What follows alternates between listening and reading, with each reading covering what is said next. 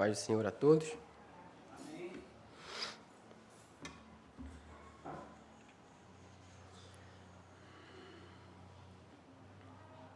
Meu filho é o mais pentecostal de todos. Graças a Deus.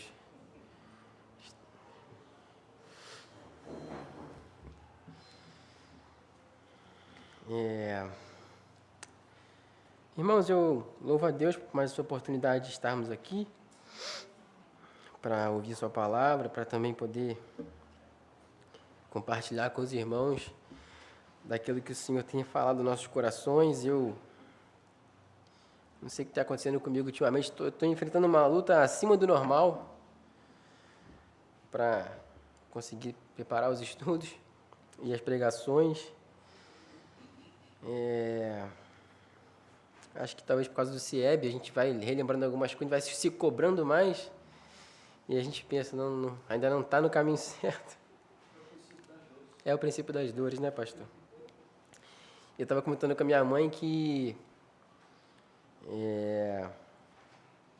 eu estava com o texto em mente, já tinha umas 2 semanas, eu até compartilhei com a Isabelle lá em casa, eu falei, Belle, sinto que Deus tem colocado isso no meu coração e tudo mais. E aí ontem, quando eu comecei a preparar, gente, parece que o texto nem estava na Bíblia, é uma coisa assim de louco. E aí falei, bom, então vou trocar o texto. Aí fiquei umas 4 horas procurando outro texto. E adivinha o que eu fiz? Voltei para o mesmo texto. Aleluia, né, irmãos? Glória a Deus. O que importa, irmãos, é que eu creio que Deus tem algo a nos dizer essa noite. Deus tem trabalhado muito no meu coração e acredito que, através daquilo que Ele tem dito a mim, Ele também pode edificar a igreja. E eu gostaria de começar essa breve reflexão com um pensamento que eu gostaria que nós exercitássemos aqui antes de ler o texto. Quando Paulo escreve a sua carta aos Filipenses, irmãos, ele está preso e diversas vezes ele fala sobre alegria. Ele fala, alegrai-vos no Senhor. Novamente digo, alegrai-vos. E essas palavras partem da boca de um homem preso. A gente já compartilhou aqui outras vezes como eram as prisões romanas, qual era a situação em que ele se encontrava. E ainda assim ele falava sobre a alegria no Senhor. E a pergunta que eu faço é o que faz um homem, na situação de Paulo, falar sobre alegria? O que faz um homem na situação de Paulo, mesmo preso, aproveitar esse momento na prisão para escrever cartas para a igreja? Não é muito lógico que isso aconteça. O mais lógico na nossa concepção é que hajam murmurações, que hajam, enfim, qualquer tipo de tristeza e abatimento, mas Paulo preso fala sobre alegria. E certamente, irmãos, que dentre as muitas coisas que fizeram Paulo falar sobre isso e que alimentava o coração de Paulo, uma delas era a perseverança. Era perseverar na fé que ele conheceu, era perseverar na fé que foi exposta a ele, a fé em Jesus Cristo. Era perseverar, irmãos, na certeza de que aquela prisão não era o fim e de que a vida de um cristão não se limita a essa vida. A perseverança, sem dúvida, é um caminho para suportar os dias maus e para viver como Paulo viveu, mesmo diante de uma situação tão complicada, tão complexa, ter condições de compartilhar a palavra de Deus, ter condições de falar para outras pessoas sobre a alegria. Um homem preso, numa prisão romana, numa situação completamente desagradável, estava feliz, estava contente. Outras vezes a gente vê no livro do Atos dos Apóstolos que os discípulos ficaram felizes de se encontrar na condição de sofrer as mesmas dores de Cristo. Isso é perseverança, irmãos. Isso é olhar para um lugar onde a gente não consegue ver fisicamente, mas a gente consegue olhar para o céu, para um dia onde nós iremos e habitaremos para sempre com o Senhor. E é interessante que, embora a gente não saiba como Paulo morreu, existem alguns documentos que relatam onde ele morreu, enfim, documentos históricos, não está na Bíblia. E é interessante que aonde ele foi, o local onde ele foi executado, há documentos, há registros dos nomes dos presos, inclusive o nome do apóstolo Paulo. E é interessante que nas descrições daqueles que eram executados vinha dizendo, fulano de tal foi executado porque negou César como seu senhor e, enfim, vinha o nome do executado. E é interessante que na prisão onde Paulo estava, existem nomes de guardas que se converteram e que foram executados porque não confessaram que César era o Senhor, mas que Cristo era o Senhor. Isso tem algo a nos dizer. Paulo perseverou, irmãos, até o fim. E eu creio que Deus também quer nos fazer perseverar. Eu peço que você abra sua Bíblia em Atos dos Apóstolos, no capítulo 2, uma leitura bem breve. Atos dos Apóstolos, capítulo 2, a partir do verso 42. Atos 2, 42.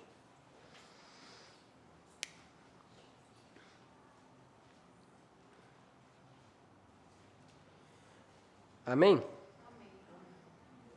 Atos, capítulo 2, a partir do verso 42, diz assim o texto: E perseveravam na doutrina dos apóstolos e na comunhão, no partir do pão e nas orações. Em cada alma havia temor, e muitos prodígios e sinais eram feitos por meio dos apóstolos. Todos os que criam estavam juntos e tinham tudo em comum. Vendiam as suas propriedades e bens, distribuindo o produto entre todos, à medida que alguém tinha necessidade. Diariamente, perseveravam unânimes no templo, partiam o pão de casa em casa e tomavam as suas refeições com alegria e singeleza de coração, louvando a Deus e contando com a simpatia de todo o povo. Enquanto isso, o Senhor lhes acrescentava dia a dia os que iam sendo salvos. Amém. Só até aí. Te damos graças, Senhor, pela Tua palavra. Obrigado, Senhor, porque ela chegou até nós.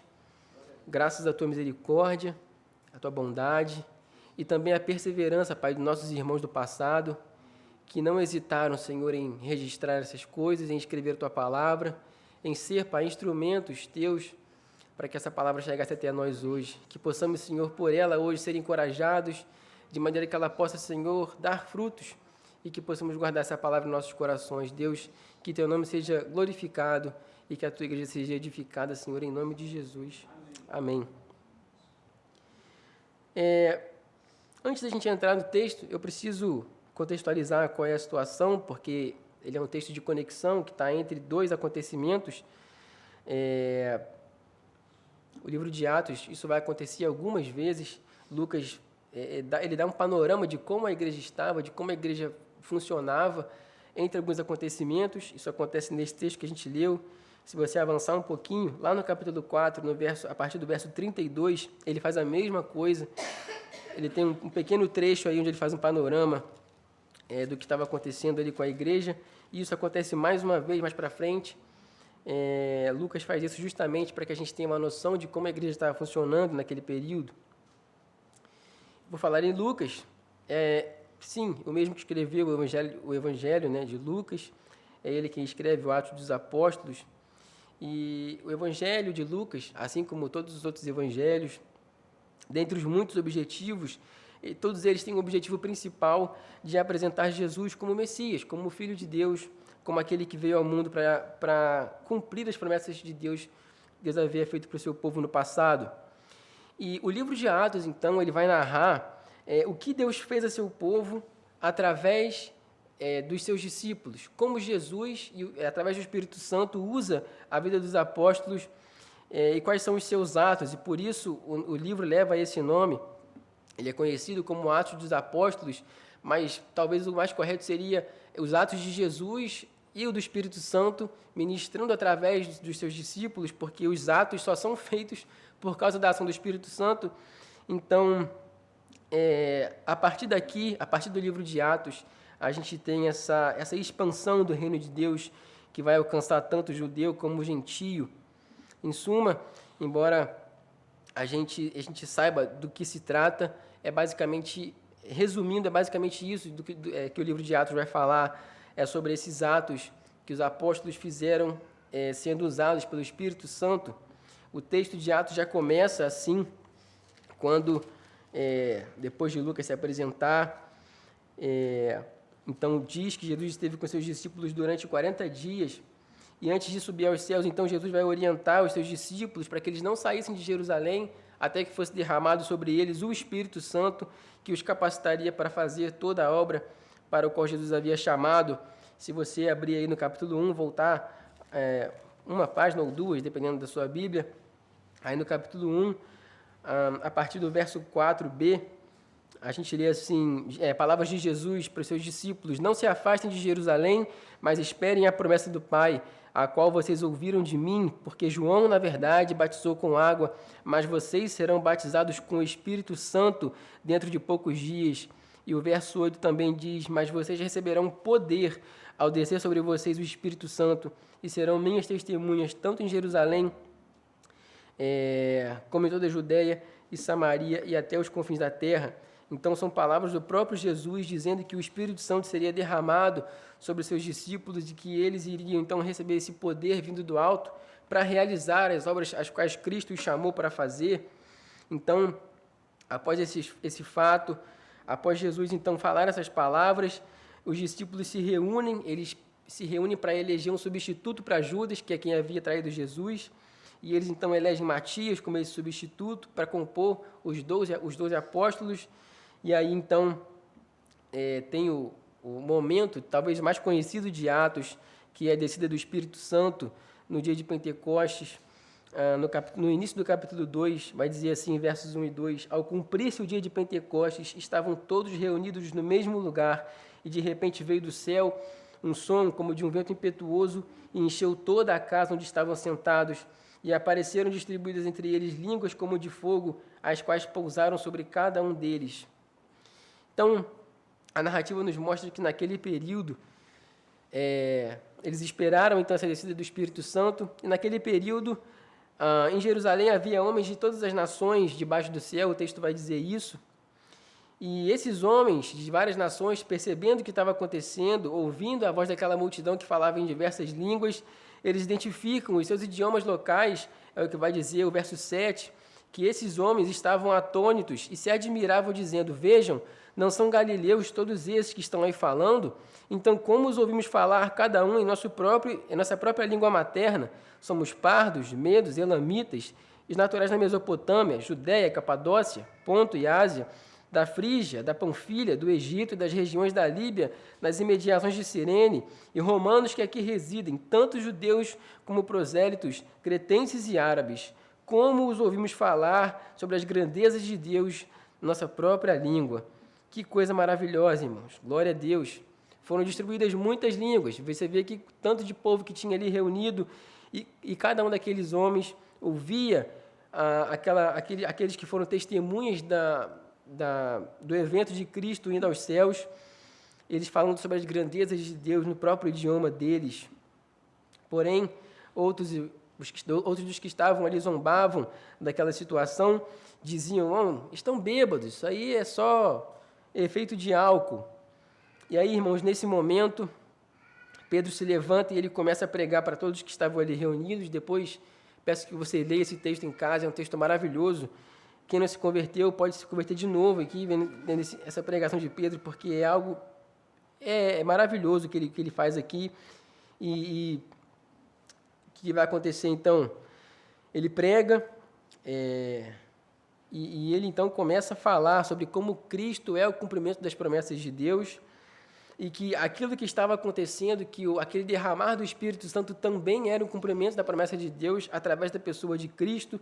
Jesus, a quem aqueles homens que estavam reunidos haviam crucificado, haviam matado, Deus o havia ressuscitado dentre os mortos e exaltado Cristo, e colocou ele sobre, e deu a Cristo o governo sobre todas as coisas. Então, Pedro vai dizer aí, no capítulo 2, verso 32, Deus ressuscitou esse Jesus, e disso todos nós somos testemunhas, exaltado, pois, à direita de Deus, tendo recebido do Pai a promessa do Espírito Santo, derramou isso que vocês estão vendo e ouvindo. Então, Pedro atribui a Deus Pai e a Deus Filho aquela ação daquilo que estava acontecendo. Então, imagina você o constrangimento daqueles que falaram que eles estavam bêbados, agora recebendo essa palavra de Pedro dizendo: não, isso não é efeito de álcool, isso é efeito do Espírito Santo do Senhor derramado no meio de nós. Que coisa maravilhosa, irmãos. Nenhum de nós seria capaz de roteirizar um início tão perfeito para a igreja. Jesus diz, olha, não saiam de Jerusalém porque eu vou derramar o meu Espírito, e de fato isso acontece. E aí, a narrativa nos mostra que muitos, quase 3.000, foram batizados e foram convertidos à fé em Cristo Jesus. E aí a gente chega no nosso texto de base. Como a gente já viu, o nosso contexto vai tratar do início da igreja. O início da igreja, dessa igreja que cria que Cristo era o Filho de Deus, que Cristo era o Senhor. E como era essa igreja? Como era a igreja primitiva? Como era aquela igreja onde aqueles que frequentavam aquele ambiente, onde aqueles que faziam parte daquela comunhão, eram pessoas que tinham tido contato com o próprio Cristo. Como era aquela igreja onde as pessoas que faziam parte, que compunham aquele corpo, muitos deles viram Jesus com seus próprios olhos. Seria interessante ter membros da nossa igreja que viram Cristo com os próprios olhos. Quanta coisa a gente não poderia aprender, quanta coisa a gente não gostaria de reter. Então, como era essa igreja? E como nós, irmãos, hoje, milhares de anos depois, como nós temos nos portado a essa fé que foi passada a nós através dos apóstolos? Como nós temos nos portado, irmãos, como igreja do Senhor, assim como a igreja primitiva? Nosso objetivo aqui hoje é olhar para esse início da igreja e aprender que nós, como igreja de Cristo, milhares de anos depois, precisamos olhar para o início da igreja para que sejamos semelhantes a eles. Nós precisamos voltar nossos olhos para esse início da igreja e aprender, irmãos, porque nesse processo parece que algumas coisas se perderam. Nós precisamos voltar às fontes, como era um dos lemas da Reforma Protestante. É interessante porque a gente pensa, né? Poxa, que bacana, aquela igreja onde havia pessoas que frequentavam, que viram Jesus, que estiveram com Jesus. Mas, irmãos, o próprio Jesus vai falar que bem-aventurados são aqueles que não viram e creram.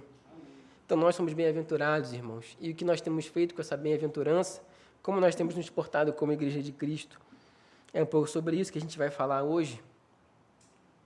Então, o texto vai iniciar dizendo que e perseveraram na doutrina dos santos, dos apóstolos, e na comunhão, e no partir do pão e nas orações. Verso 42. Então, aqui é logo após o acréscimo das quase 3.000 pessoas. Então, Lucas vai dizer, olha, essas 3.000 pessoas, mais o pessoal que já estava lá, as 120 pessoas que viram Jesus subir aos céus, junto com os discípulos, são essas pessoas que ele vai dizer aqui, e perseveraram na doutrina dos apóstolos, e na comunhão e no partir do pão e nas orações. Então, logo nesse primeiro versículo, nos são apresentadas 4 características dessa igreja primitiva, do início da igreja que nós conhecemos hoje como Igreja de Cristo. Então, nós temos 4 características logo de início. Quais são? Perseverança na doutrina, perseverança na comunhão, no partir do pão e nas orações. A gente vai falar um pouquinho sobre cada uma delas. A primeira característica já nos mostra, irmãos, o grau de comprometimento dos discípulos com a igreja de Cristo. Os apóstolos estiveram lado a lado com Jesus, a gente já falou um pouco sobre isso. Então, durante o ministério de Cristo, os apóstolos estavam lá e eles estiveram todo momento aprendendo com Jesus. Portanto, fazia todo sentido que as pessoas que passavam a ter a fé em Jesus Cristo como Messias, o Filho de Deus, que era o ensinamento dos apóstolos, fazia todo sentido, então, que recaísse sobre eles, sobre os apóstolos, esse compromisso, essa responsabilidade de passar essa doutrina, uma vez que eles eram os alunos, os alunos imediatos de Jesus. Então, fazia todo sentido que a doutrina fosse passada pelos apóstolos, uma vez que o próprio Jesus chamou ele para ser os seus seguidores. Então, Jesus chama esses homens com o objetivo de que, quando ele deixasse aqueles homens, que quando ele fosse assunto aos céus, aqueles homens transmitissem a mensagem que Jesus passou para eles. E assim foi. Essa perseverança na doutrina é o que vai servir de base para todos os eventos posteriores à conversão em Cristo. A gente sabe pelos relatos de Atos que, não muito tempo depois desses acontecimentos, os líderes religiosos começam a perseguir os seguidores de Jesus, logo após o martírio de Estevão. Estevão é martirizado e a partir disso se inicia a primeira perseguição aos cristãos. Portanto, era de suma importância que aqueles que se convertessem a Cristo perseverassem na doutrina que lhes fora ensinada, para que a fé que eles tinham estivesse bem fundamentada. Mais tarde, o próprio apóstolo Pedro, um dos principais nomes quando o assunto é a igreja, ele mesmo vai alertar a respeito da importância de estar pronto para dar razão da nossa fé a todo momento. Então, eis aí a importância, irmãos, de perseverar na doutrina. No finalzinho do capítulo 6 de Atos, nós somos apresentados a um personagem muito importante para a história de igreja, que é Estevão. Diz o texto, no versículo 6, no capítulo 6, verso 5, que Estevão era um homem cheio de fé e cheio do Espírito Santo. Além disso, por causa do Espírito que habitava em Estevão, ele realizava grandes sinais, grandes prodígios, e justamente por isso Estevão teve problemas com o Sinédrio. O Sinédrio era um conselho, ou uma assembleia judaica que exercia autoridade política, religiosa e jurídica durante o período o qual eles viviam. E aí, então, por conta desse bom testemunho de Estevão, ele arruma problema com o Sinédrio, com essas autoridades. E aí eles armam uma cilada para Estevão, armam uma situação para ele, dizendo que ele estava blasfemando, e ele foi levado, então, diante do Sinédrio para prestar contas das acusações que foram feitas a eles. Eu pergunto a vocês, irmãos, o que é que Estevão faz diante daquela situação? Estevão começa a pregar. Estevão, diante do Sinédrio, sabendo ali que ele corria algum risco, ele começa a pregar.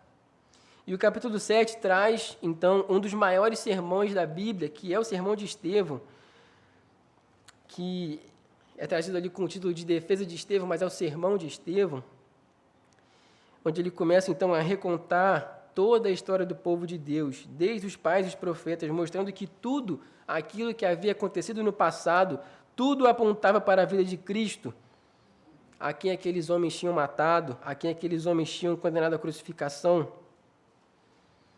E aí Estevão diz, olha, esse homem que vocês mataram, Deus o ressuscitou e ele é o cumprimento das promessas de tudo aquilo que Deus disse para o seu povo no passado, mas vocês não o reconheceram. Estevão chama aqueles homens de incircuncisos de coração e de ouvido. E por que Estevão faz isso, irmãos? Porque ele perseverou na doutrina. E aí, como resultado disso, vai dizer o texto que as autoridades rangiam os dentes contra Estevão, de ódio, querendo machucar Estevão. E aí, irmãos, para melhorar a situação, sabe o que acontece? Diante daquela situação tensa, onde aqueles líderes do Sinédrio estavam rangendo os dentes contra Estevão, Estevão olha para o céu, irmão. Ele olha para os céus e ele contempla a glória de Deus. E ele fala, eu vejo Jesus Cristo, Filho do homem, em pé à destra de Deus. É interessante que Estevão é o único que vê Cristo em pé e entende que ele vê Cristo em pé porque estava à beira da morte e Cristo ficou em pé para recebê-lo. Que visão privilegiada Estevão teve, irmãos. E ele teve essa visão porque ele permaneceu na doutrina dos apóstolos. Porque na hora da aflição, a doutrina dos apóstolos, da fé em Cristo Jesus, saltou em seu coração e ele não se calou. Ele pregou para aquelas pessoas. Ele pregou o Evangelho de nosso Senhor Jesus Cristo. E histórias como essa, irmão, vão se repetir por toda a história da igreja, onde cristãos tiveram a sua fé provada muitas vezes até a morte e mesmo assim permaneceram firmes. Há uma história que eu ouvi recentemente de um homem que, em uma situação de tortura, isso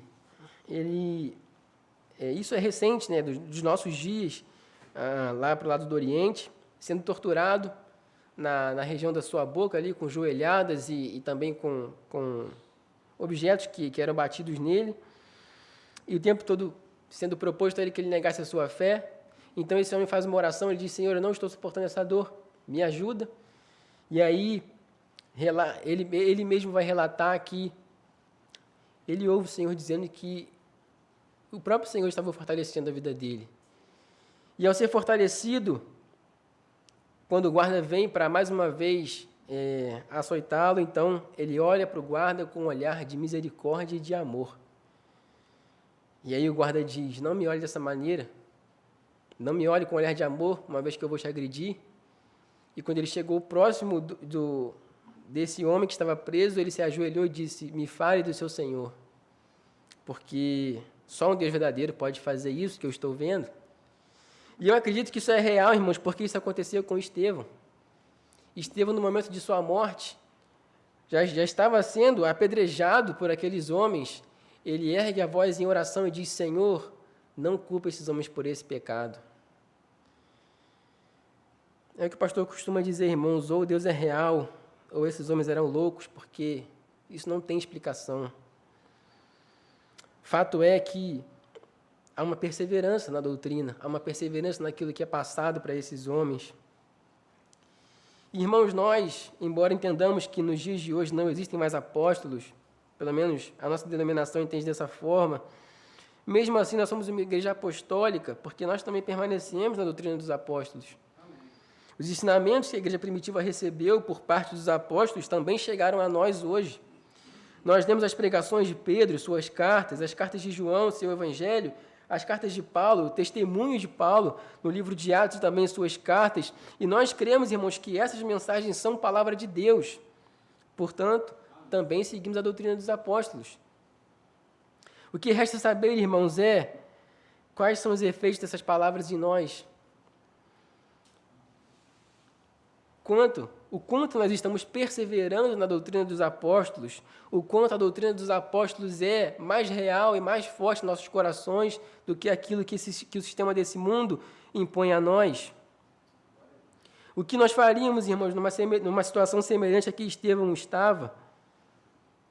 Qual seria a nossa reação se fôssemos colocados diante de autoridades que nos acusassem, que acusassem a nossa fé e dissessem que aquilo que nós cremos é uma mentira? Qual seria a nossa postura, irmãos? E eu digo para você, irmãos nossos passam por isso nos dias de hoje. E a todo tempo há uma estatística de que milhares e milhares de cristãos são mortos todos os dias por não negar a sua fé em Cristo, por perseverar na doutrina dos apóstolos. Nós, o povo brasileiro, irmãos, somos muito privilegiados, embora essa palavra seja bem desgastada, mas somos, porque seguir a doutrina dos apóstolos para nós não traz perigo nenhum, pelo menos não por enquanto. Entretanto, irmãos, enquanto nós estamos aqui, há uma igreja que é perseguida, irmãos, e que é convidada todos os dias a negar a doutrina dos apóstolos, e eles não negam. E isso tem algo a nos dizer, irmãos, isso tem algo a nos ensinar. O mínimo que nós precisamos fazer, irmãos, é perseverar. O mínimo que nós precisamos fazer é dar valor à mensagem de Cristo que chegou até nós por meio de homens e mulheres que sacrificaram as suas vidas para que isso acontecesse, e mais, porque o nosso próprio Deus entregou seu Filho para que fosse sacrificado por amor a nós. Essa é a mensagem do Evangelho.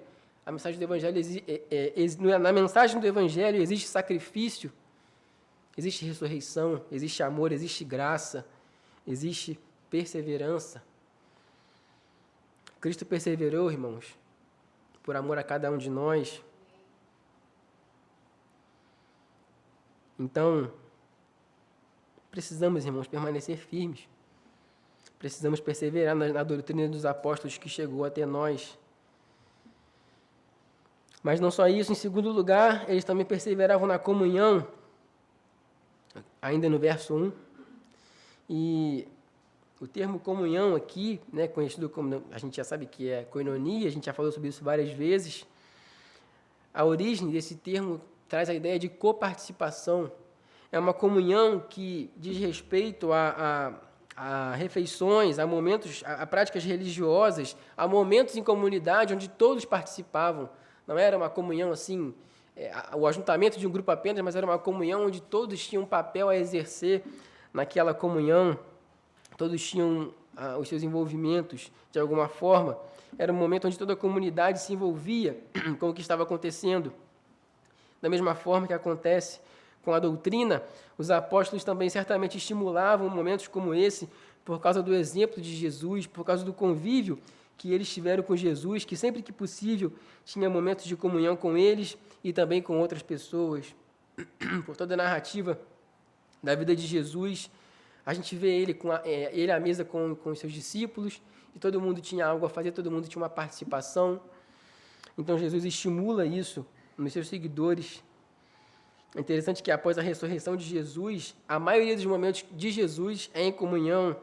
Primeiro, ele aparece para aqueles homens no caminho de Emaús, depois ele se reúne com eles numa refeição, depois ele aparece aos discípulos, ele senta à mesa com os discípulos e tem mais uma refeição ali. Então, Deus é esse Deus o nosso Deus que nós servimos é esse Deus que preza pela comunhão. Portanto, há de se presumir que os apóstolos estimulassem esse tipo de prática no meio da igreja, principalmente por conta dos recém-convertidos, para que eles se acostumassem com essa ideia de que eles eram um povo unido. A gente vai falar um pouco mais sobre isso à frente. Mas isso, irmãos, não era algo trazido exclusivamente por Jesus. Em toda a história do povo de Deus, nós percebemos que há um estímulo para que haja essa comunhão entre o povo de Deus. Talvez o texto mais conhecido a respeito disso seja o Salmo 133, quando o verso 1, o salmista diz: quão bom e agradável é quando irmãos vivem em comunhão. Além disso, nós temos um Deus no Antigo Testamento que estabelece festas para o seu povo, e essas festas tinham como uma das suas características a comunhão, o estar junto do povo de Deus. O nosso Deus é um Deus que preza pela comunhão, irmãos. O nosso Deus é um Deus que não é um Deus sozinho, ele é um Deus trino, Pai, Filho e Espírito Santo. Isso tem algo a nos dizer, irmãos, sobre comunhão. Isso tem algo a nos dizer sobre estar junto, sobre comunidade, sobre coparticipação.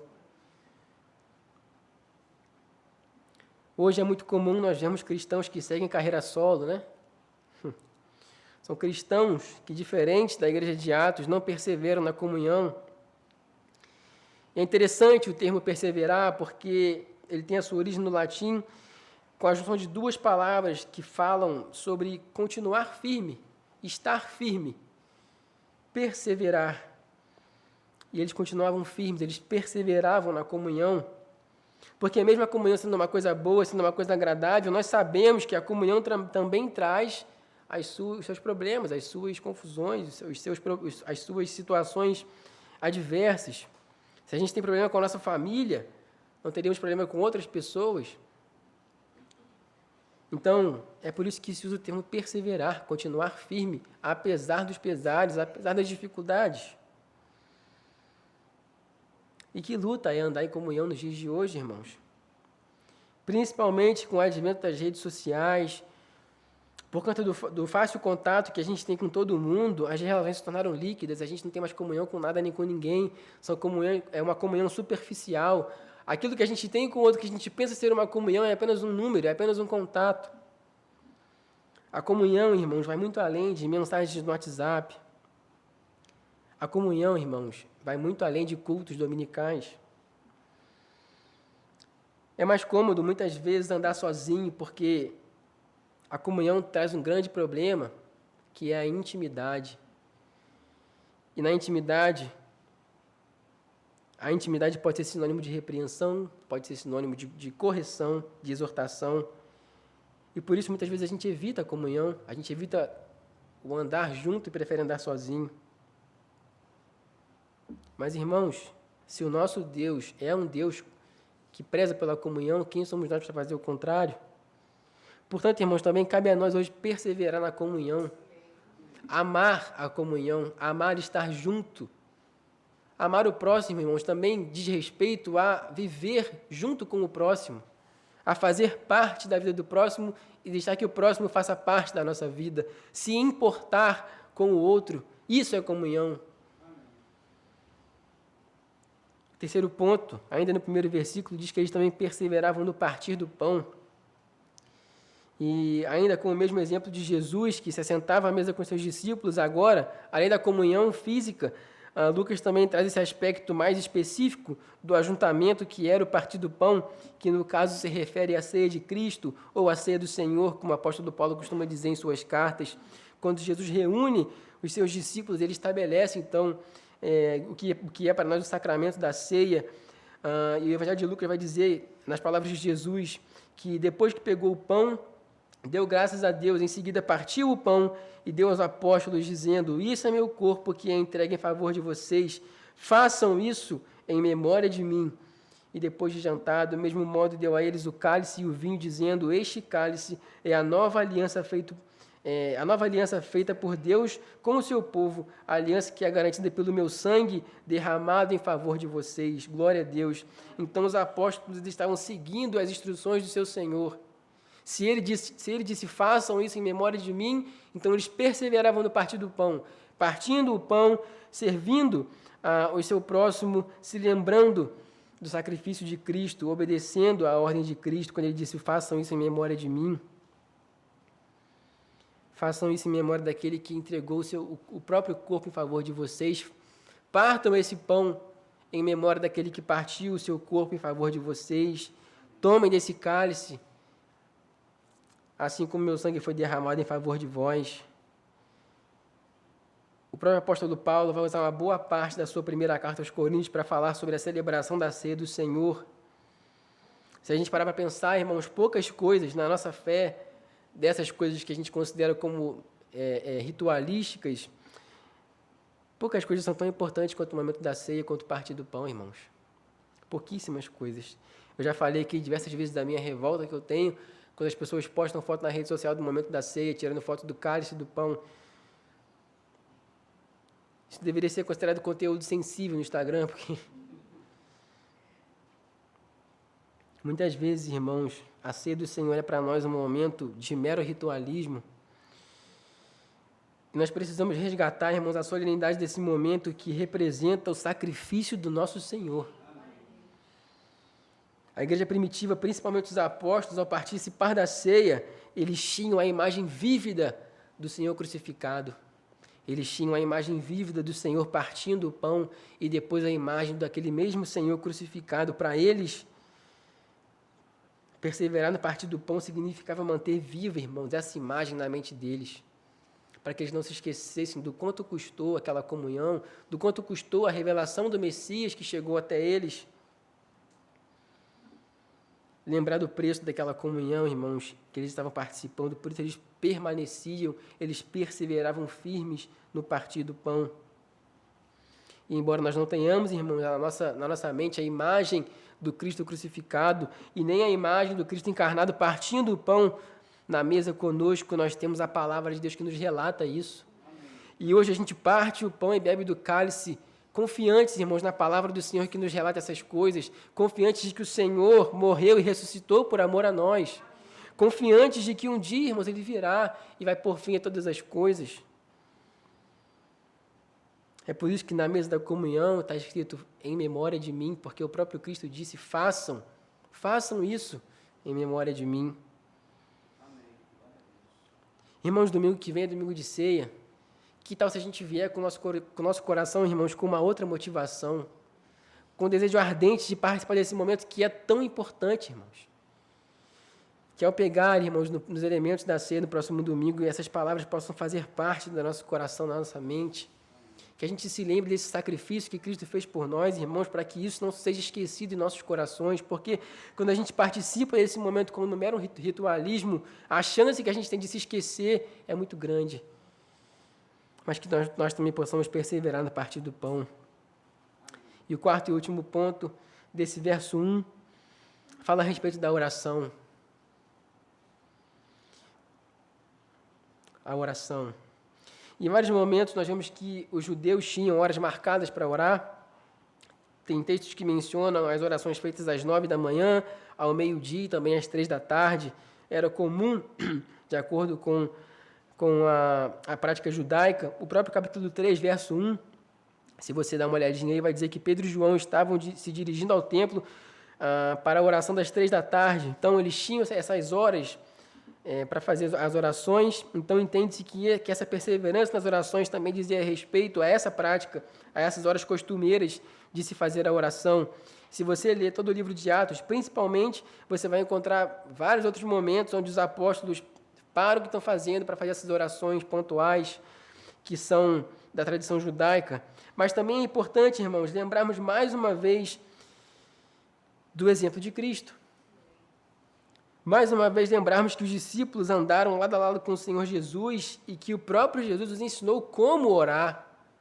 E não só isso, eles tinham no Jesus um exemplo prático de alguém que se retirava várias vezes para ter comunhão com o Senhor em oração.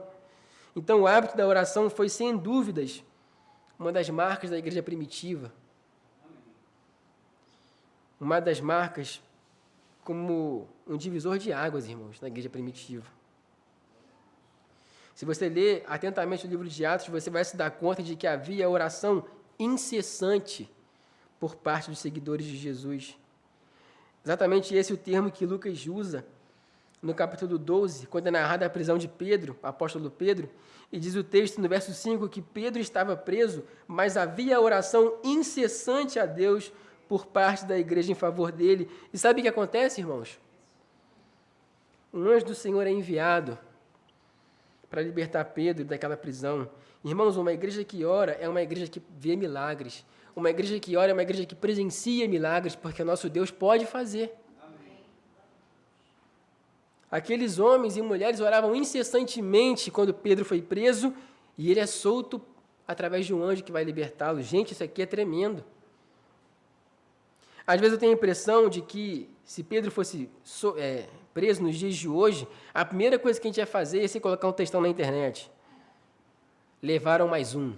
Pá. Saudade de pichar o muro da escola, né? Saudades eternas do Mano Pedro. Irmãos, a palavra do Senhor nos orienta a orar sem cessar. Deus nos deu a dádiva, o privilégio de acessarmos a sua presença através das orações. E a gente não faz isso, irmãos. Não como deveríamos. Já falamos sobre isso. Sabe o que Estevão faz quando está sendo apedrejado? Ele ora. Ele ora. Sabe o que acontece depois que Pedro e João são libertos, após serem interrogados pelo Sinédrio? Diz o texto que eles se reuniram com os irmãos e unânimes oravam ao Senhor, e a consequência disso, irmãos, foi que o chão daquele lugar tremeu e todos foram cheios do Espírito Santo. Não teve um momento onde Pedro e João falaram, a gente foi preso, vamos aqui agora maneirar aqui na nossa propagação do Evangelho, vamos segurar a onda porque eles estão perseguindo a gente. Não! Eles foram detidos pelo Sinédrio, foram soltos, e a primeira coisa que eles fizeram foi orar e clamaram ao Senhor, unânimes, e o Espírito Santo veio sobre eles. Cornélio, um homem que fazia parte do exército romano, irmãos, tinha uma vida piedosa, uma vida de oração, de acordo com o relato de Atos 10. E sabe o que acontece quando ele está orando? Um anjo aparece para ele e fala, olha, manda chamar Pedro para que venha até a tua casa. Ele chama Pedro e vai dizer o texto que a casa dele foi batizada. Ele e sua casa foram batizados. O capítulo 16, irmãos de Atos, relata que Paulo e Silas foram açoitados por fazer a obra de Deus e depois foram presos. E sabe o que eles fizeram à meia-noite? Diz o texto que eles oravam e louvavam ao Senhor. E qual foi a consequência disso? No dia seguinte eles foram libertos. Porque é uma igreja que ora, irmãos, é uma igreja que vê milagres. Amém. Isso é perseverar, irmãos. Perseverar não é uma mera oração cotidiana, para a gente poder começar o dia com a consciência tranquila de que fizemos a nossa oração. Perseverar, irmãos, é orar, até quando tudo parece estar perdido. Perseverar em oração, irmãos, é ter a comunhão com o Senhor, até mesmo em situações tão adversas como açoites e prisões. Isso é perseverança, irmãos. O que a gente faz é a mera obrigação. Talvez o fato de nós vermos tão poucos milagres nos dias de hoje é porque nós oramos pouco, irmãos. Eu não vou nem falar do nosso culto de quinta, porque eu acho que já está batido. Mas, irmãos, quanta coisa poderia ser diferente, claro que dependendo da vontade do Senhor, mas quanta coisa poderia ser diferente se a igreja do Brasil, se a igreja do mundo fosse uma igreja que ora incessantemente, que persevera na oração. Talvez, irmãos, nossas angústias, nossas ansiedades, nossa falta de esperança em dias melhores sejam resultado de uma vida que é defasada em suas orações. Muitas vezes, irmãos, nos falta perseverar na oração. Mas o Senhor nos chama nessa noite a perseverar, irmãos. perseverar em orações, assim como a igreja primitiva. E eu tenho certeza, irmãos, que nessa perseverança nós vamos ver grandes coisas acontecendo da parte de Deus. Sem dúvidas, essas primeiras 4 características da igreja primitiva são elementos indispensáveis para uma igreja minimamente saudável. E é interessante, irmãos, porque a gente olha para essas coisas e a gente percebe que não depende tanto do templo em si. Não depende se as paredes são pretas, se tem canhão de luz, se tem fumaça, se tem o pastor da moda, se não tem. Sabe por quê, irmãos? Porque esses irmãos aqui sequer tinham um templo para eles se reunirem. Eles se reuniam de casa em casa e no templo que eram dos judeus. Não depende tanto, irmãos, do templo, daquilo que é externo. Depende muito mais da perseverança. Depende muito mais da disposição do coração de cada crente de fazer a vontade de Deus. Mas o nosso texto não para por aqui. Ele ainda nos apresenta mais algumas atitudes e comportamentos daquela igreja que também pode nos ensinar. E vai dizer o verso 43 que em cada alma havia temor e muitos prodígios e sinais eram feitos por meio dos apóstolos. Isso. Como já vimos então, como já dissemos, a igreja estava apenas no começo e por isso Deus usava muitos sinais milagrosos para que os primeiros crentes, para aqueles recém-chegados na fé em Cristo Jesus, pudessem se apegar a essa fé, pudessem ter noção de qual era o Deus a quem eles serviam. Então, Deus usava os apóstolos para que eles pudessem crer que Jesus era de fato o Messias. A cultura judaica tinha o entendimento de que uma das maneiras de você provar que alguém era de fato sucessor ou um seguidor ou um aluno de seu professor, ou de alguém, ou de um mestre anterior, era justamente realizar sinais parecidos, coisas que fossem semelhantes. Por quê? Porque eles estavam acostumados com situações como Moisés e Josué, quando Moisés realizava grandes sinais, e Josué, seu sucessor, também realizou grandes sinais, ou como Davi e Salomão, onde Davi estabeleceu um reino próspero e Salomão também estabeleceu um reino próspero, ou como Elias e Eliseu, que também realizaram vários sinais semelhantes. Então, para os judeus, era comum que eles pensassem dessa forma: olha, se de fato eles são seguidores de Jesus, então eles vão realizar sinais semelhantes àqueles que Jesus fazia, e assim aconteceu. O próprio Jesus disse que isso aconteceria. Ele disse para os discípulos: olha, aquele que crê em mim também fará as obras que eu tenho feito. E isso acontece. E dessa maneira, então, os corações daqueles que se aproximavam dos apóstolos se enchia de temor. Quantas coisas, irmãos, aquelas pessoas não viram? Quantos sinais não foram feitos e realizados diante dos seus olhos? O texto mais à frente vai dizer que as pessoas chegavam ao ponto de levar enfermos até a presença de Pedro para que ao menos a sua sombra os tocasse e eles fossem curados. Um texto que vai deixar claro para nós o temor que havia naqueles irmãos é o texto de Ananias e Safira, que vai acontecer um pouquinho mais à frente, no capítulo 5. Ananias e Safira mentiram para o Espírito Santo, dizendo que eles iam vender o terreno deles, iam dar tudo para a obra e reteram uma parte, aquela coisa toda. Para resumir, o que acontece? Quando eles se apresentam à comunhão, Ananias e Safira caem mortos diante da presença de Deus. Quem é que não se enche de temor diante de uma situação dessa? O próprio texto vai dizer, lá no finalzinho do capítulo 5, que sobreveio grande temor a toda a igreja. Não é preciso muito esforço, irmãos, para notar a falta de temor nos corações dos crentes nos dias de hoje. Quando a gente olha para o que é pregado em boa parte das igrejas, as barbaridades que são ditas em nome de Deus, tudo isso nos revela, irmãos, uma grande falta de temor por parte daqueles que se dizem cristãos. Porque, meus irmãos, o mesmo Deus que fez cair morto Ananias e Safira é o Deus que nós servimos hoje. E embora Ele não estabeleça a sua justiça de modo imediato, nós sabemos que um dia Ele virá e tudo isso será posto a limpo, irmãos. E aqueles que usam o nome do Senhor em vão, com falta de temor em seus corações, serão julgados por isso. Aqueles que servem ao Senhor de maneira leviana, sem temor nos corações, serão surpreendidos no dia do Senhor. Não temos que ter medo no sentido de evitar ou de nos afastar de algo como a gente tem medo de algo que nos faz mal, não. Esse temor fala sobre os nossos corações terem a consciência de que nós servimos a um Deus que é todo-poderoso. O Deus que criou os céus e a terra. No Salmo de número 2, o salmista nos convida a adorar o Senhor da seguinte forma. Ele diz: adorem ao Senhor com temor, tremam e ajoelhem-se diante dele. Essa é a nossa postura diante do Senhor, irmãos.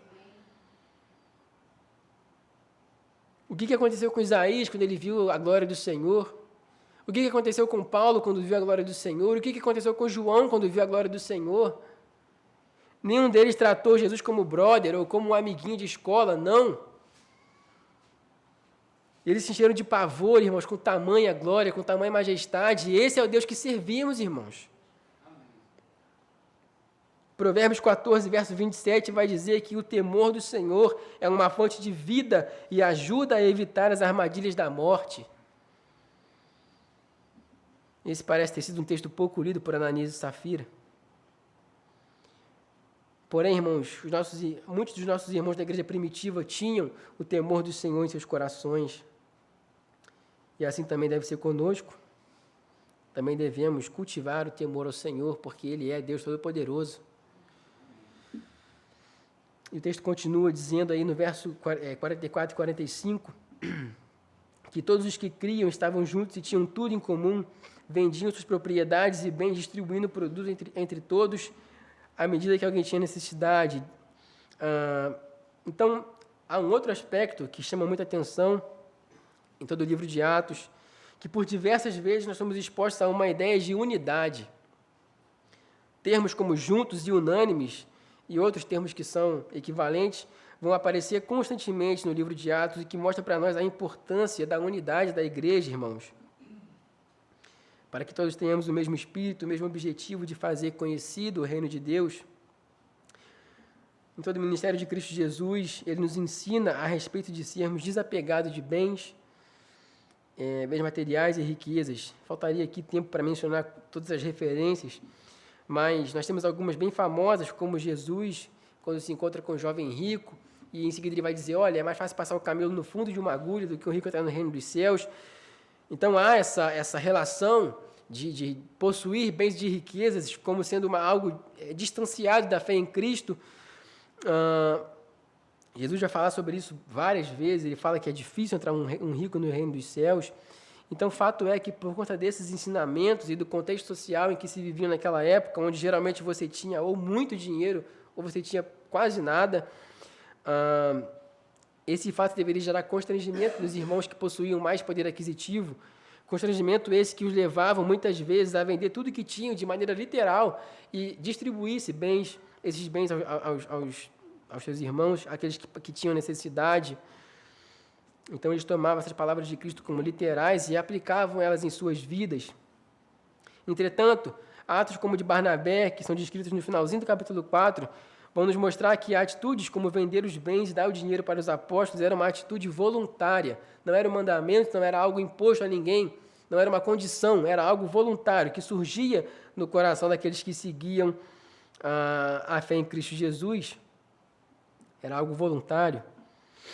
Nosso texto, inclusive, sugere que as pessoas vendiam as suas propriedades e bens à medida em que iam aparecendo as necessidades. Então, não se tratava de um ideal comunista, né, como muitos gostam de dizer, não. Era apenas uma igreja, irmãos, que entendia que tudo o que eles tinham, na verdade, antes de ser posse deles, era posse do Senhor.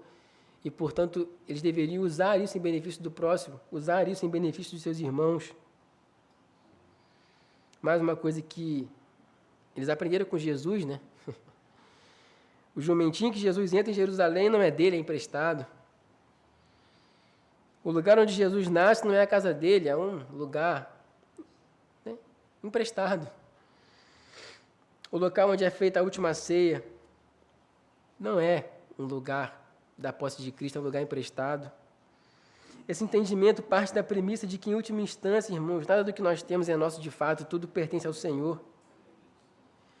Portanto, tudo aquilo que Deus nos concede, irmãos, também deve ser usado para benefício do nosso próximo. Muitas vezes, a gente vem à igreja de domingo a domingo e a gente não sabe, irmãos, quantos dos nossos aqui passam necessidade. Isso é um problema decorrente da falta de comunhão, mas também é um problema decorrente da nossa falta de atenção para os mais necessitados. E a gente não está aqui pregando uma espécie de comunismo onde o que é meu é seu, o que é seu é meu, nada disso. É só uma questão, irmãos, básica de atender aqueles que precisam de ajuda.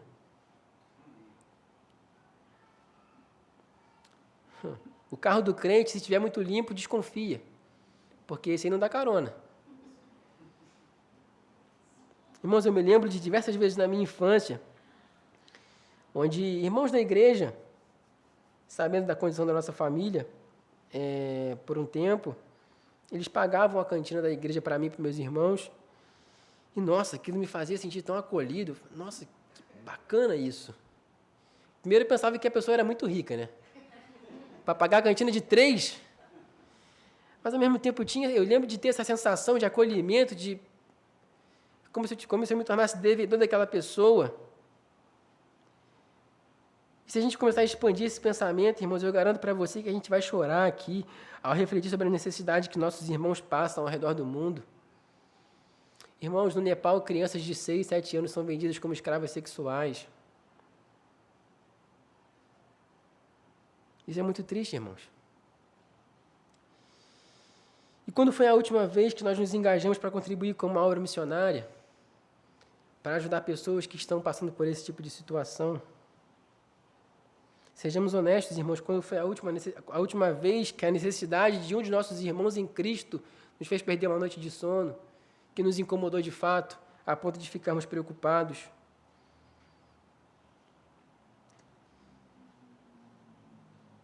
Em última instância, irmãos, a gente deve pensar que Cristo nos chama para ser seus imitadores e Deus nos deu o seu melhor.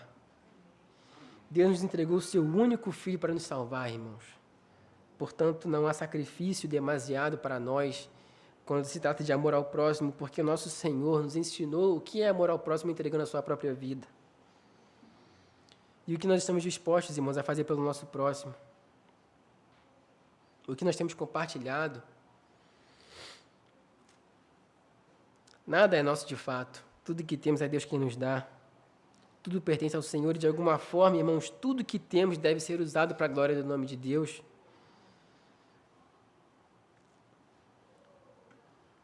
E chegamos, então, à última parte do nosso texto, onde vai dizer ali no verso 46 e 47, que diariamente perseveravam unânimes no templo, partiam o pão de casa em casa e tomavam as suas refeições com alegria e singeleza de coração, louvando a Deus e contando com a simpatia de todo o povo. Enquanto isso, o Senhor lhes acrescentava dia a dia os que iam sendo salvos. Então, com esse fato da igreja estar apenas no começo, os apóstolos, como seguidores de Jesus, aparentemente eles continuavam então frequentando os cultos que aconteciam no templo, onde eram oferecidos sacrifícios e incensos, uma vez que eles provavelmente ainda não tinham a compreensão teológica de que Cristo era o sacrifício definitivo. Isso ainda demorou, digamos assim, um tempo para que isso fosse incutido na mente daquelas pessoas. Então, sendo judeus, eles continuavam frequentando o templo nas suas práticas religiosas. Mas não só isso, pelos relatos que nós temos em Atos, também entende-se que os apóstolos se reuniam no pátio do templo. E ali, no pátio do templo, eles se reuniam mais a miúde, com aqueles que eram seguidores de Cristo de fato, para poder propagar as mensagens do reino e também para curar e realizar sinais em nome de Jesus. E isso é relatado aqui no capítulo 3, depois você pode dar uma lida. E aqui, mais uma vez, aparece o termo que indica a unidade, quando o texto vai dizer que unânimes frequentavam o templo diariamente. Não sei se você sabe, mas diariamente vem do grego todos os dias. Foi só uma brincadeira. Não é isso, tá? Eu não sei qual é a origem do grego. Mas isso significa, irmãos, que não havia o grupo do culto de domingo, o grupo do culto de quinta e o grupo do culto de domingo de manhã e de noite. Não, irmãos. Era unânime. Todos, unânimes, frequentavam o templo todo santo dia. Meu Deus, fala, Senhor. Que lição para nós, não? Mas à frente o texto vai dizer, irmãos, que eles faziam isso com alegria nos corações. Meu Deus do céu, tem misericórdia de mim, Senhor. Na igreja primitiva havia alegria ao frequentar o templo todos os dias. Isso porque eles ainda não tinham um templo físico para ser chamados de igreja de Cristo ainda. Eles não tinham bancos confortáveis, não tinham ar-condicionado e mesmo assim perseveravam frequentando o templo diariamente. Para nós hoje, irmãos, quão grande luta é frequentar 3 cultos na semana. Estou eu falando do culto de quinta de novo. E mesmo frequentando poucos cultos durante a semana, os poucos cultos que a gente frequenta, irmãos, sempre parece que alguém morreu dentro da igreja. É aquele sentimento de tristeza, todo mundo com uma cara meio fúnebre. Na hora do louvor, as pessoas parecem que estão ali só pela misericórdia de Deus, e óbvio que todo mundo tem os seus dias ruins, todo mundo tem os seus dias maus, mas, irmãos, a palavra do Senhor nos convida a nos alegrar na presença do Senhor. Estar na casa do Senhor é motivo de alegria para nós, irmãos. O dia que a gente mais deve ansiar na semana não é a sexta, é o domingo, porque o domingo é o dia do Senhor. Vir à igreja, irmãos, não significa vir aqui para ver o pastor, por mais legal que ele seja. Vir à igreja, irmãos, significa prestar culto ao Senhor, ter comunhão com nossos irmãos. Em nossos corações, irmãos, deveria haver o desejo de ter isso diariamente. O desejo diário de prestar culto ao Senhor em comunhão com nossos irmãos. Afinal, irmãos, se estar na presença do Senhor não nos traz alegria, não nos traz felicidade, o que é que vai trazer? Além disso, diz também o texto que eles se reuniam de casa em casa. É o que quer dizer o termo partilhar o pão e tomar as refeições. Como a gente já viu, então, como a igreja não tinha esse espaço físico para se congregar, boa parte das reuniões aconteciam nas casas. Vez ou outra, os discípulos estão na casa de alguém, nas narrativas de Atos, você pode conferir isso na leitura de todo o livro. E a gente também viu que essa era uma característica de Jesus, que adorava estar na casa dos outros. Jesus aparece indo na casa de seus amigos, de fariseus, de pecadores, de publicanos.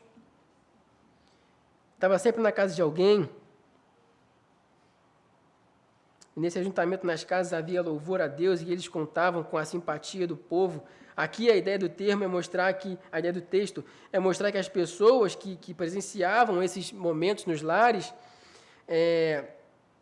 onde todo mundo estava ali louvando ao Senhor, onde as casas ficavam abertas para receber as pessoas, essa simpatia diz respeito à disposição que as pessoas tinham de parar para ouvir a mensagem do reino. Não é que assim, as pessoas passavam e davam bom dia, e então eram simpáticas com aquele povo, não. Era uma simpatia que diz respeito a parar para ouvir o que estava sendo dito. Porque, irmãos, pense você, se você vê um povo se reunindo todo dia, com alegria no coração, você não vai querer fazer parte desse povo? Eu vou. A igreja primitiva, irmãos, nos mostra que não há tempo a perder quando o assunto é a proclamação do reino de Deus, e eles faziam isso diariamente no templo e também nas casas.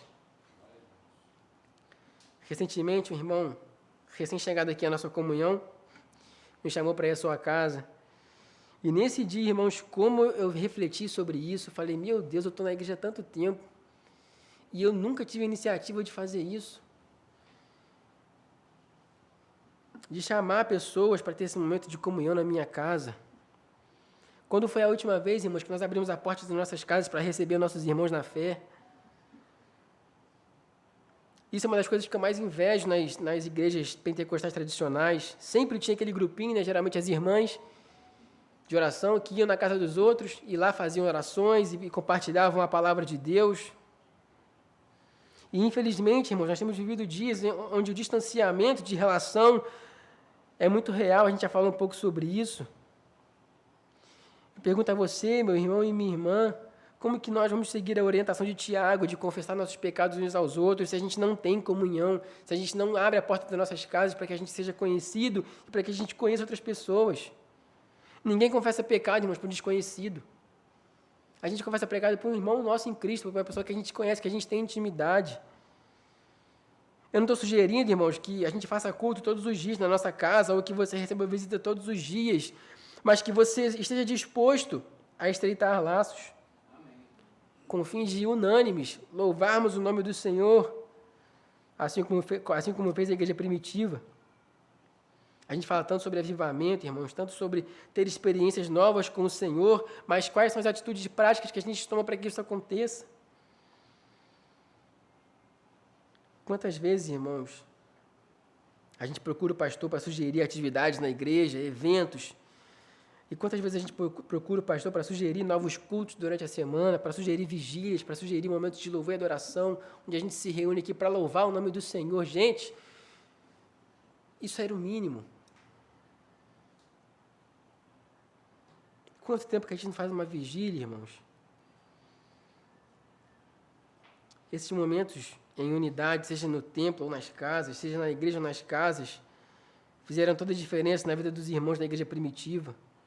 Quantas experiências e quantos testemunhos não teriam chegado a nós se não fosse por conta dessas reuniões nas casas e também no templo?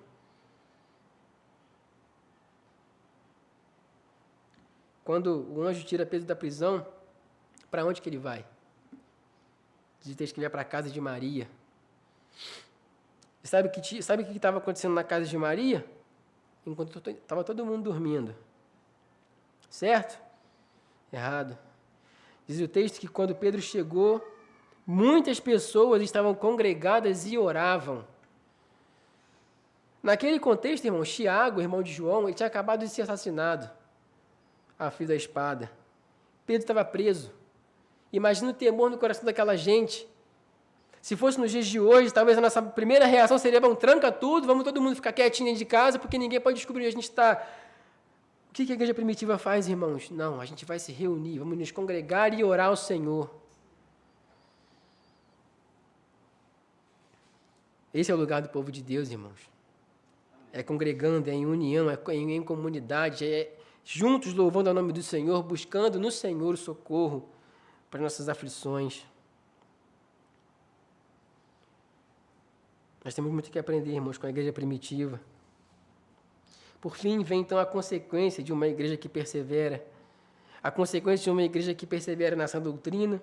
A consequência de uma igreja que persevera na comunhão e no partir do pão. A consequência de uma igreja que teme ao Senhor. A consequência de uma igreja que está sempre buscando a presença de Deus. E qual é essa consequência? O Senhor acrescenta dia a dia os que estavam sendo salvos. Isso nos mostra, irmão, pelo menos duas coisas. Primeiro, a igreja primitiva não era perfeita. E não é pelos méritos da igreja primitiva, porque o Senhor salva aqueles a quem Ele quer. Mas, por outro lado, irmãos, isso também nos mostra que a perseverança em cada um desses pontos fortaleceu a igreja a ponto deles estarem prontos para receberem novos convertidos, e dia a dia o Senhor ia acrescentando aqueles que iam sendo salvos. Algumas estatísticas, irmãos, apontam que no Ocidente existem mais pessoas trocando de igreja do que pessoas novas convertidas. Talvez isso seja a resposta de Deus para uma igreja que não tem perseverado. Charles Spurgeon, certa vez, disse algo semelhante a isso. Ele disse: se Deus resolvesse responder a todas as orações que fizemos essa semana para que pessoas se convertessem a Cristo, quantas pessoas teríamos na nossa igreja hoje? E às vezes a gente nem ora por isso. Porque, irmãos, nos falta tanta coisa. E o Senhor nos convida nessa noite: persevere. Nos últimos domingos a gente tem falado sobre a igreja. E nesse sentido, ler o livro de Atos, irmãos, muitas vezes é extremamente constrangedor. Porque a gente percebe o quão distante a gente está do que a gente deveria ser. O interessante é que a igreja estava se iniciando naquele momento. E esse texto que a gente meditou aqui, irmãos, nos mostra algo que é interessante, porque a igreja de Cristo não inovou em nada. Eles não fizeram nada de diferente. Nada. O interessante, irmãos, é que tudo aquilo que eles estavam fazendo era tudo aquilo que Deus sempre quis para o seu povo. Quando a gente olha para as características dessa igreja e a gente olha para as ordenanças que Deus deu para o seu povo no passado, a gente percebe que esse sempre foi propósito de Deus, irmãos. Deus sempre quis que seu povo permanecesse guardando seus mandamentos. É ou não é? Deus sempre disse que se o povo guardasse os mandamentos, tudo iria bem para eles. mas que se eles se curvassem diante de outros deuses, eles seriam penalizados por isso. Deus sempre disse, olha, eu proponho a vocês a vida e a morte. Porque o desejo de Deus, irmãos, é que seu povo seguisse seus ordenanças, seus mandamentos, mas enquanto os mandamentos eram redigidos, o povo adorava um bezerro de ouro.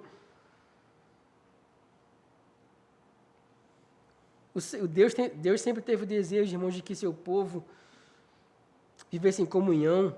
Deus sempre teve o desejo de que seu povo temesse o seu nome, por isso ele realizou tantos prodígios e sinais no passado.